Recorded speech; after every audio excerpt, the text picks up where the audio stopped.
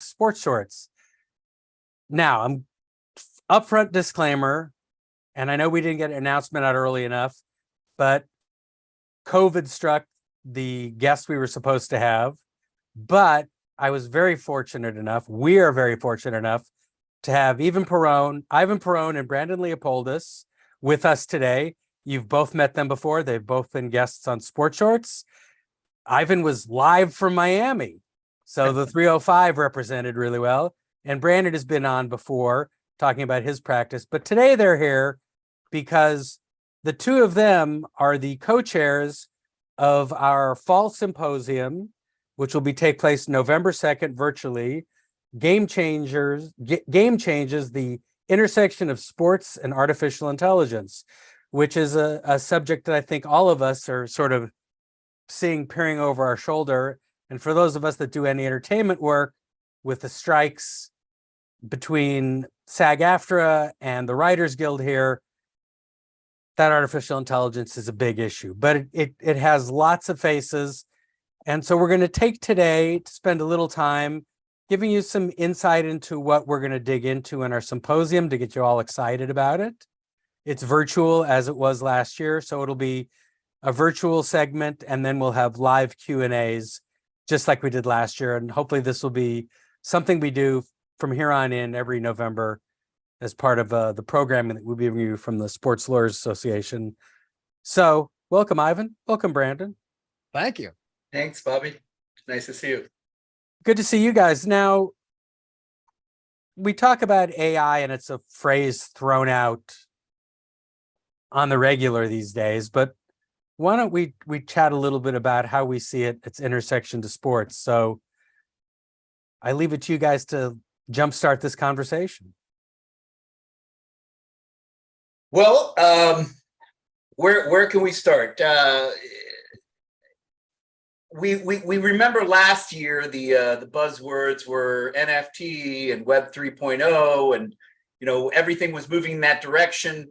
I think that the questions related to cryptocurrency and regulation and so forth have kind of slowed down that train. I guess the buzzwords du jour this year is artificial intelligence, and artificial intelligence is really, the way that I see it, it's really a progression from software, where software was just a set of commands and it would respond as it was programmed to do. So we're already used to dealing with that in our everyday lives. Artificial intelligence has started to take more of a role within software in all of our parts of our lives, and basically now is when it's hitting people where they realize, wow, there's something that can think on its own. And we get all of the images of Hollywood and war games and the Terminator and all of the images that have been created related to how artificial intelligence will interact with our lives. And when Brandon and I started discussing possible things to discuss, this we kind of both concurred that this is going to be the hot topic and the growth topic, especially this year. And so we decided to really focus the conference in this area and put together 4 different panels. One would be kind of an AI 101 with talking about artificial intelligence in general and decoding it within the sports arena. And then we would get a little more specific. The one that I'm excited about is the General Counsel's Guide to AI Policy and how to develop an AI policy. Because as lawyers and sports lawyers and general counsels, I mean, we're basically, we're at the front of the battle.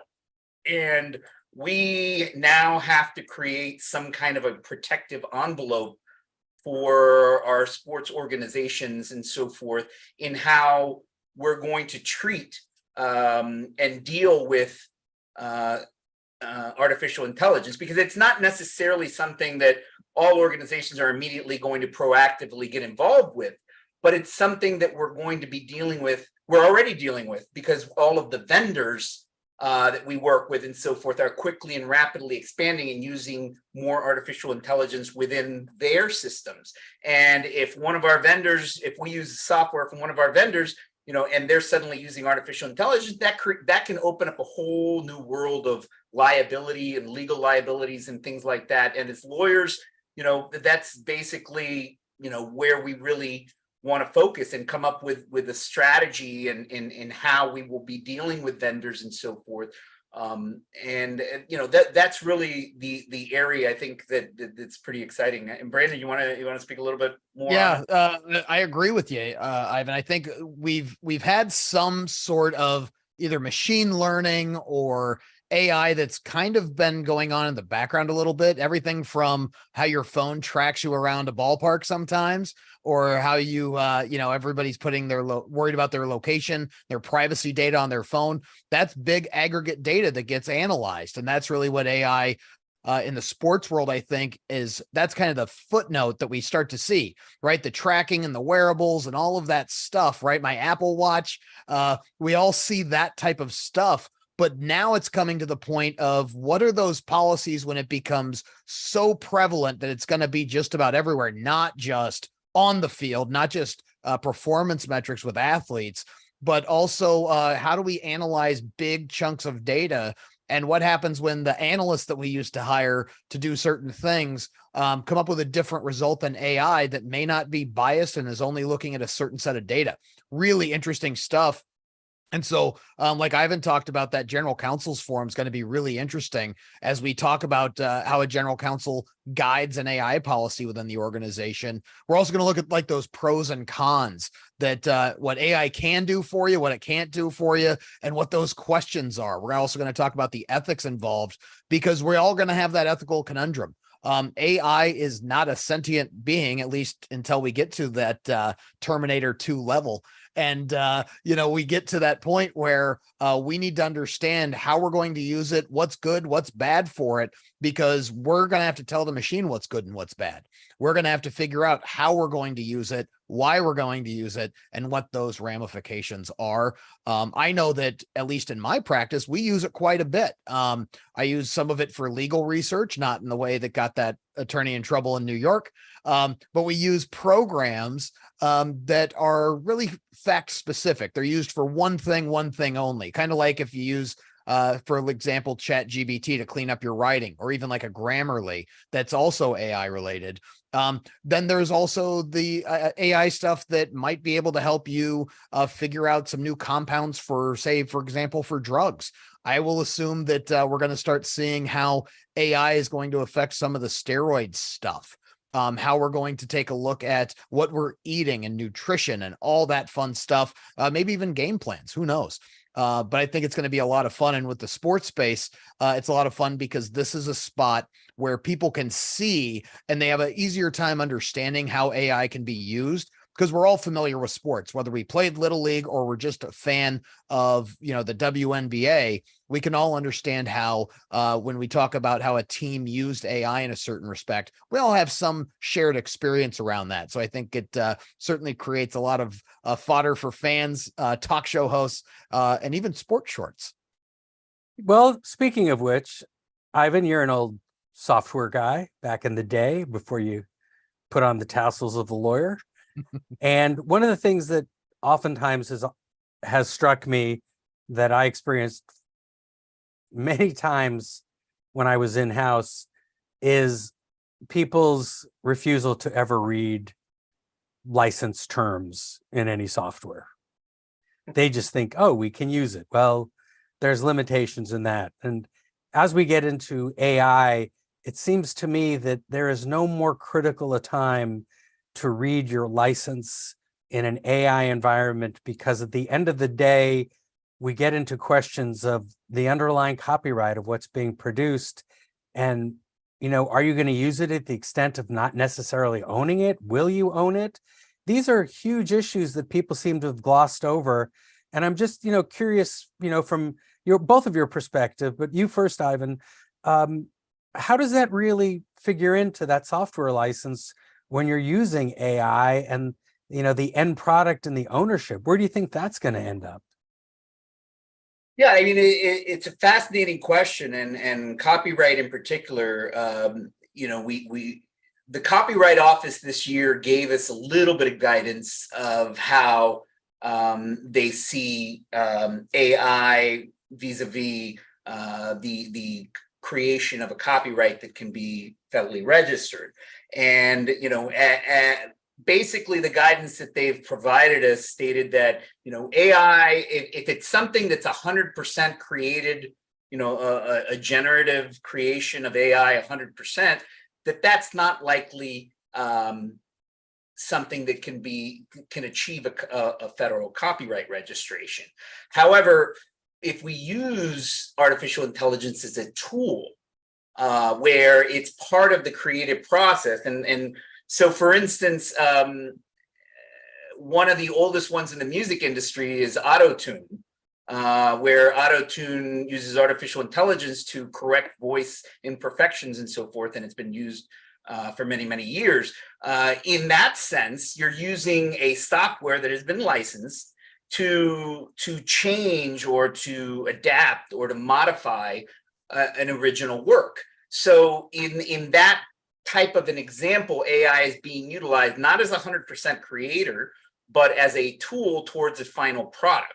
And it's that gray area that we're looking at between the one and the other, where that's what over time we really need to hash out and go through these examples. Because I mean, and Bobby, you in particular, that's done so much in sports media, you're going to have AI that can create, highlights packages and so forth. So you have, the original game, and then it can automatically go in there and boom, boom, boom, boom, boom, and package and distribute a highlights package. So, there in that sense, it's kind of a tool being utilized versus creating all of these generative AIs of highlights that never existed. So those are all things that we're going to see hash out over time, and those software licenses will be key. And that's why these these AI policies, all of the sports federations and leagues are currently working. In fact, we're expecting some of the leagues to have some now at the end of the summer. Their policies from a league perspective that will, basically come down towards the actual individual clubs, and then the individual clubs will probably work in their own elements and so forth in what is particularly different with them. Yeah, I think a real interesting point is, unfortunately, we're talking about gray areas, and you have the gray areas need to be tightened up because they're becoming bigger, and yet that sort of legislation relies on Congress, and this is a Congress who very recently asked Mr. Zuckerberg how they made money, and he had to say, we sell ads, and they were like, huh? So you have a disconnect between the reality of what's going on and, unfortunately, a lot of our lawmakers who don't understand even what the issue is. So we're left in this very dangerous kind of Wild West space. So to my mind's eye, if you want to put on the wig and, as it were, and become a copyright litigator, you're going to be busier than hell for the next 20 years. Because these are the issues. At what point, it seems to me, based upon what you just said, at what point is it a tool? And at what point is it something else? And what is that something else if it's not a tool? Because if I go into an AI program and I say, boy meets girl, boy dumps girl, girl reunites with boy, write a screenplay. Now, I haven't given it enough. It may spit out a screenplay based upon what it knows, but did I create that work? At what point is it like the old, well, you have to make, if you make 10% change, this many percent changes in a patent, you can make a new patent. We don't know yet. And so I think as attorneys, and correct me if I'm wrong, the advice as counsel to our clients, how do I use this? I mean, you've got to write the biggest CYA letter that's ever been written because we just don't know. And sometimes your clients, you say to them, we just don't know. Well, why am I paying you if you don't know? Well, we don't know because we don't know. And there's a lot of these emerging areas, not just AI, but emerging areas, even as sort of relatively benign as NIL, that it still becomes difficult for us to counsel our clients. So I think that, we have a lot to unwrap here on AI is really what I'm saying. And I think, some of the other sessions you have proposed will unravel that.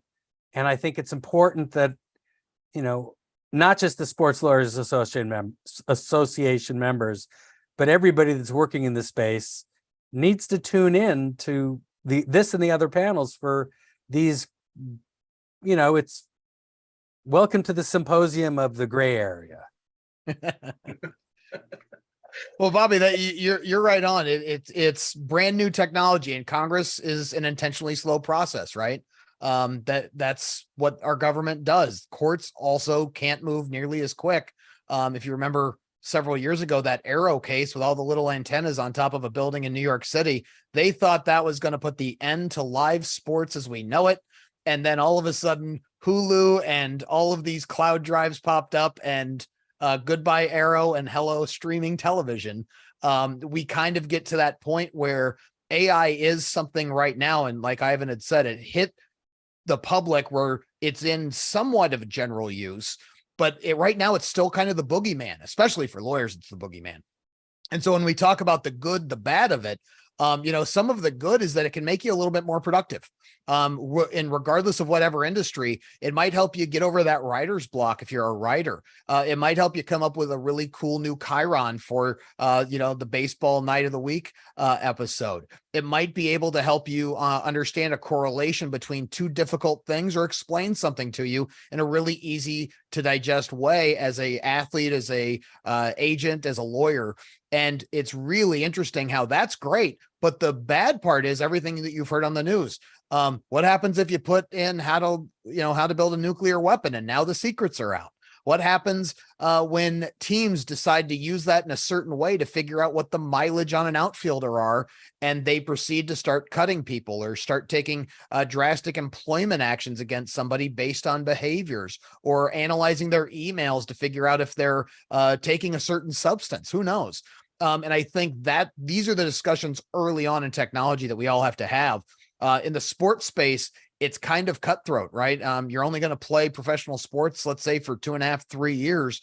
That could be a big time problem. It might be that some schools decide they're not going to recruit from a certain area of the country because they've done the AI research on statistical analysis of some sort that says, kids from that are right here in my neck of the woods at Hollywood aren't very good jump shooters or something, right? We don't know.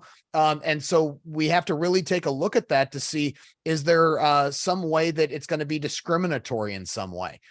We just don't know. The ethicists of the world are really having they're making their money quite a bit too right now. And that's why these discussions are important, because as we have them, more and more lawyers are going to hear about this, and more things can change. If the National Football League decides on an AI policy, that's going to move the needle for those third-party AI providers that are going to work with the NFL. When you had mentioned the terms of service, imagine if that third-party provider says that they can utilize the information you put into the AI machine of theirs to analyze elsewhere. We've already seen this with with ChatGPT, where it came up with some confidential or personal information when somebody asked it to draft something, and it came back with some very intricate detail about somebody else. Those things are all problematic right now because we have holes the size of large Swiss cheese on this topic. And so these are important conversations we all have to have. And I always like to lean on Ivan because he understands how some of the tubes and wires, as I call it, all plug together. Yeah, he understands the zeros and ones better than the rest of us. Yeah, it's just a couple of points on that. I mean, the thing about it, and I've been giving a lot of thought about regulation. You guys have been talking regulation, and we'll eventually see regulation. And where is that going to come, and how is that going to look? Which is pretty fascinating, because I mean, artificial intelligence, I mean, when you break it down, it has two main functions. One is this brain that can review ridiculous amounts of data immediately and immediately make a decision and a conclusion based upon it sees patterns that no human could normally see by reviewing large amounts of data, and can make a split decision. Now, there's that decision making, and then there's the ability when you plug it in to take an action.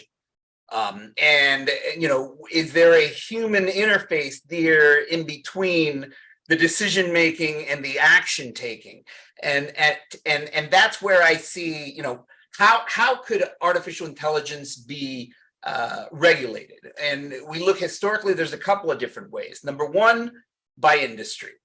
So you have obviously the industries, transportation, health, you know, things that are, you know, high in people's minds, that affect humans and can affect humans, that one mistake could have, you know, endanger many people, you know, defense, those types of things.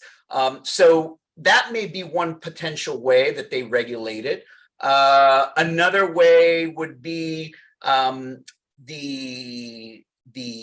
joining of different types of artificial intelligence. So you could almost see, kind of like when the FCC was first created, you know, they had ownership rules that wouldn't permit one entity to legally own one, you know, more than one station or more than one media company within a geographic area. We may have some type of a regulatory system that says, well, you know, to prevent companies from, because that's a danger as well, monopolization of a lot of these different intelligence systems, and then, you know, putting them together. So we may see some kind of a licensure and regulation as far as you can't connect certain types of systems and so forth. And the Lanham Act is, you know, monopoly, anti-monopoly type of rules. I mean, that's the area or the ballpark that I see that potentially this could happen, but it's still so new. Congress doesn't know what's happening. It's still far behind, but this technology is moving very quickly. So I think the private sector is going to be really leading this, and obviously the sports industry is a leader in technology and in a lot of different areas. So it's an exciting area to be, and it's going to be fascinating, you know, unwinding all of this. Yeah, and I think one of the issues, you know, Brandon was talking about was, you know, use of data by teams and sports and whatnot. Obviously, the union's going to be at the table where there's bargaining groups, and the intersection that I think this AI has most clearly in terms of legal disciplines is privacy.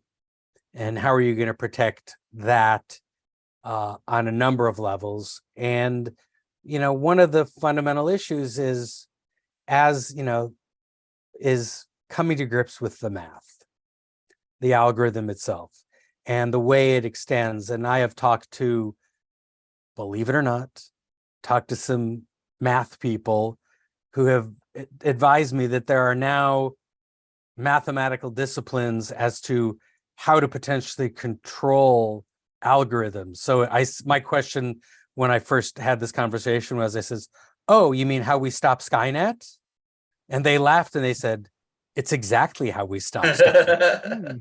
Which I thought was interesting, because as things learn quicker than man could possibly learn, and you, as you pointed out, Ivan, analyze these huge volumes of data to come to conclusions and make all of these decisions,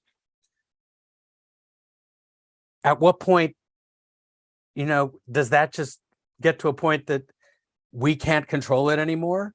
But apparently mathematicians have said, okay, there's means by which we can insert something that can control it, stop it, interfere with it. It's almost like planting as it was described to me, it's like almost like we put a little virus in the algorithm so that we can keep controlling it, because we can't keep pace with how it learns. and the extent to which it learns. So I'm not trying to spook anybody. I'm just saying that there are so many concerns with, all good things, nothing exists in a vacuum. So good things got to have something bad in them.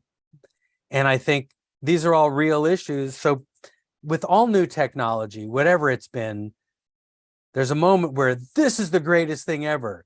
And then you got to step away and say, well, what's the impact? And I think part of what I think you guys will be addressing through the panels that I've had, the opportunity to look at what we're talking about up front, is giving us the opportunity to say, this is here. What is it? How are we going to deal with it? How do we protect it? And what's the benefits in terms of the risks? And I think everybody wants to know because it's here. It's not like we can ignore it at all. So I think that's a little my sense of what we're going to get to see on November 2nd. Yeah, absolutely. I think that, and Bobby, you're right. There's a lot to it. There's not just lawyers working on this. I think sometimes in our profession, we always think about what the other lawyers are thinking. There are some heroes out there with calculators and they're figuring it all out because we certainly don't know how to, well, I don't know how to, Ivan might actually know how to build any AI systems. But there's people out there that do, and they're thinking about this. And at the end of the day, I think the silent elephant in the room when it comes to AI and where it's going is money. If there's a way to make money off of it, people will invest in it. They're going to go do it. They're going to use it. And like Ivan was talking about, if people are going to use it, it's going to continue to grow. It's going to continue to adapt. If everybody falls out of love with artificial intelligence tomorrow because NFTs made a roaring comeback and they find a way to make those worth something, all of a sudden we're going to be talking about that again. My All-Star game ticket from last year's baseball All-Star game is an NFT. I don't even know where the thing is anymore. That stunk. But I can certainly see how AI could certainly get a lot bigger, could get a lot smaller, could get a lot more segmented. And as we talk about that, as we bring in some speakers that really have some experience, experience is kind of a novel concept in AI because it hasn't been around that long. But when you hear from those folks that really know how to use this thing and really have that experience because they work with it on a day-to-day basis, I think we're going to have a few more answers, but it also might raise a lot more questions. And I think that's really the purpose of the entire symposium. Yeah, look, I think we've all used, artificial intelligence is two words that don't necessarily describe what the functionality of it is. And I think people have to start to take the time to think about it, figure out what it is and how it works. And you walk people through it by saying, little simple steps like, how does Google know? Well, Google knows because you've been searching on Google and its algorithm has said, oh, he likes this, or how you like things, or why is this the first thing that pops up when I search? That's where it's all begun. Now it's just spinning out and we have to say, okay, is this technology we can control? How can we control it? And if we can't control it, what guardrails can we create? And I think all of us, certainly not just in our profession, not just in the legal profession, but everywhere are coping with this. Medical profession for sure, the scientific community for sure, figuring out things that saying, okay, here's all the data. What's the result? Pop out something, and then people in whatever profession can look at it and go, well, that makes a lot of sense. That sounds really good. But wait a second. What about this factor?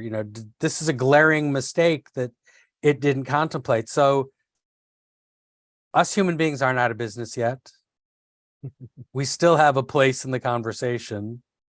But as artificial intelligence expands what it is, expands from, a useful software tool to maybe something else, I think we all have to be, like with anything, as practitioners, we certainly have to figure out what the limits are and how to protect our clients, because None of us want a client coming saying, I thought I owned this. I find out I don't own it. It's not even mine.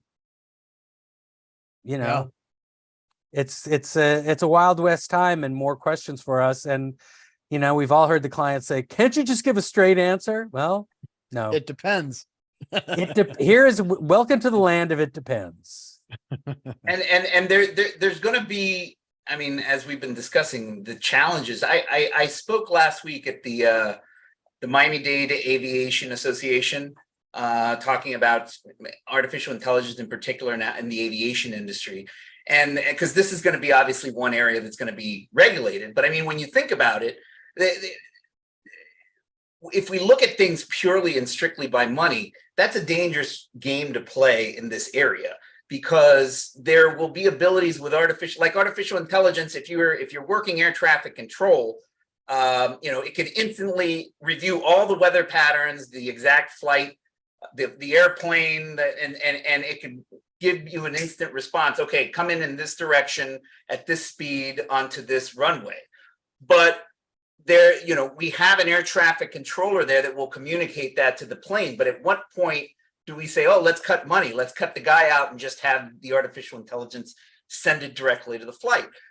And these are the areas where, you know, it's going to be a challenge, and as humans, we're going to make mistakes, and we just have to, you know, stay on top of these things and really study them before we dive in.